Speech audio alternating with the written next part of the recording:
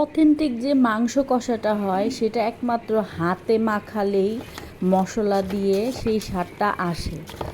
বিভিন্ন বাবুর্চিরা বিভিন্ন রেস্টুরেন্টেও কিন্তু এভাবেই হাতে মাখিয়ে মাংস কষাটা করা হয়। তা আজকে আমি সেটাই করলাম। আসসালামু আলাইকুম। প্রথমে আমি 2 কেজির মতো মাংস নিয়েছি এখানে।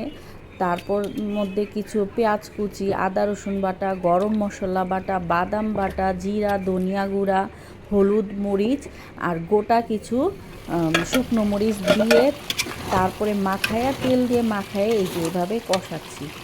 দেখুন কষানোটা কত সুন্দর হচ্ছে, এটার কালার ফ্লেভার এতটাই সুস্বাদু, এতটাই মজা হয়েছে। আমি অল্প কিছু 2 কেজি মাংসর মধ্যে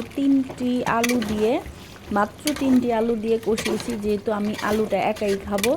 কষা কষা করে কী যে স্বাদ!